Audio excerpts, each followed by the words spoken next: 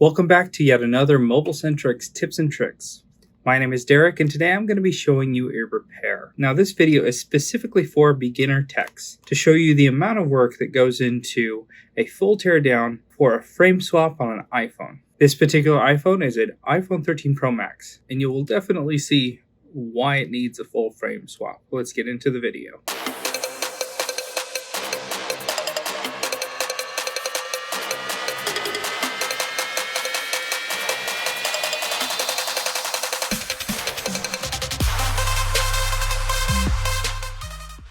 Wow, we've got a doozy of a repair today. You can see how distorted and bent this phone is. And the good thing is it's still working as far as you can hear it receiving texts and calls. So that's good, but it definitely needs a lot of work. So let's get started. Grab a pendulum screw bit. Let's take out these bottom screws. And because of the condition of the screen, I'm not gonna worry about basically damaging it anymore. So I'm just gonna pop it off. Look at that corner, dang. The inside looks okay. Grab Y000, take off the battery bracket. There's those 3 screws, the shield. You can disconnect the battery to turn it off, and I'm gonna hold down the power button to drain the board of any residual energy. Around 10 seconds.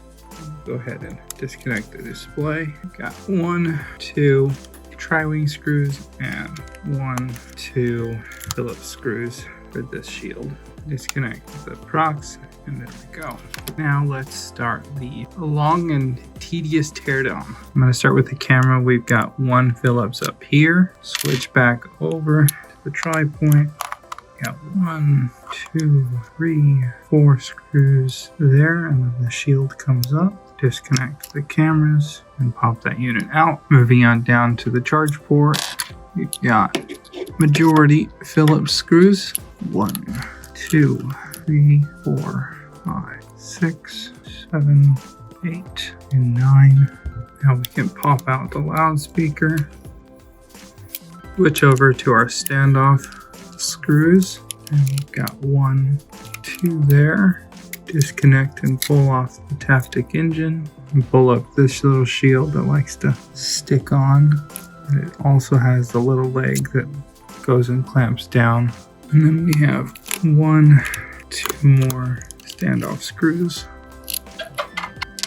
And now we switch over back to the Y000 for a couple of these horizontal screws. And then another Phillips in the corner.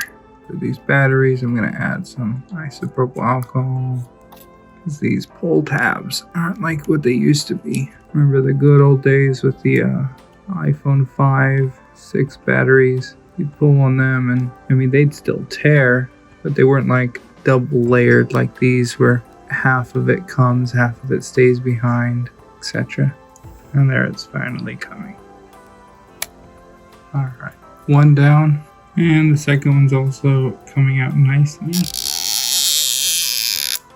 Alright, the third one's giving me a little bit more trouble, but it seems to be coming out.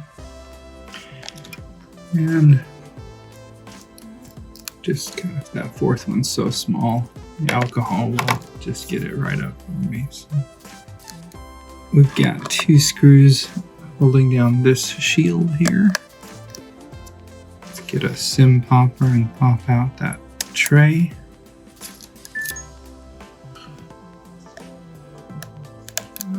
Disconnect the flex cable there. Switch back to our standoff screws. Let's disconnect all of the connectors that are still holding on to the logic board.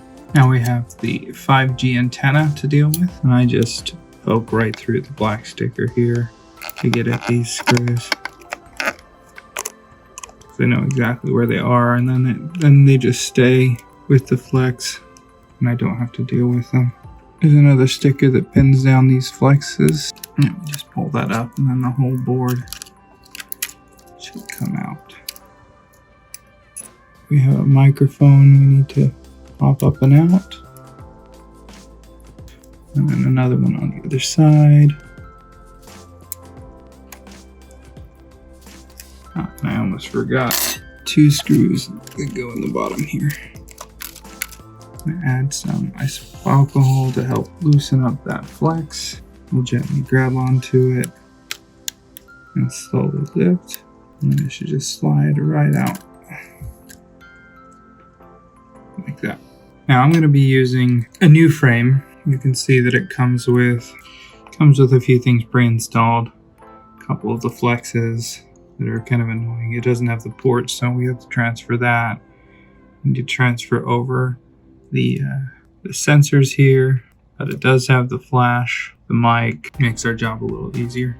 Now at the top, we've got one screw here, two, and then this large standoff screw. And under this guy, pull him off. We've got another standoff screw. Now the speaker will come finally out. And so will the front-facing camera assembly. We got 1, 2, 3 tri-wing screws, a bracket, and pull that sensor away. Now sometimes this has glass shards. You want to make sure you get those off. Those are, oh, there's a shard of glass. The rest of these are more paint than anything. Still gonna make them disappear. And now I'm just gonna quickly compare side by side to make sure I'm not missing anything. Now one thing I just noticed is there is a screw right here. Everything else looks good. We just need to remove the bracket for the 5G antenna. And then there's also this one at the bottom that I missed. It's holding down that part from flying out during shipping, but it can't be there as well. So otherwise we are looking good. Go ahead and start the reassembly. I'm just gonna go in reverse order. We'll put back the 1, 2, 3 tri-ring screws. We'll put back the front-facing camera assembly. Push in the ear speaker, nice and snug. Switch over to our standoff screw bit. Grab the big one, put it back, the little one, put it back, bracket there with that one screw, and together right there. For the charge port, definitely gonna wanna pull off these stickers before we forget. And I'm gonna realign this one, grab our charge port, slide it on in, and let's really cinch it tight with the 2 bottom screws.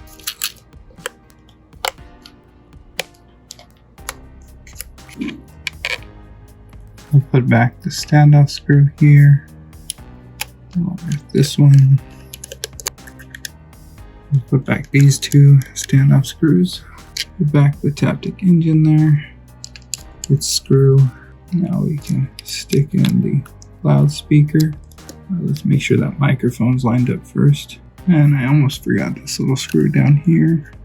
Now we can put the speaker there.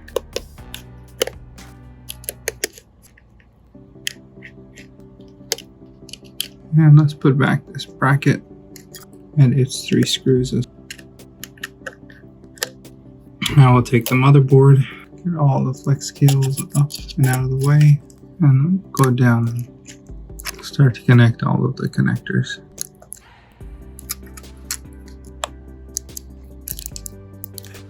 Get the antenna down there as well and fold back over that sticker. Connect up the charge port, the power button, NFC, volume flex, the antenna for the bottom. Let's connect in the 5G antenna. We can put back the screws,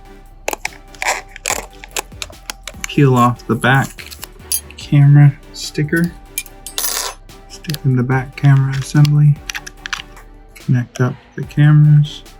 We'll get our standoff screw bits and put back the standoff screws.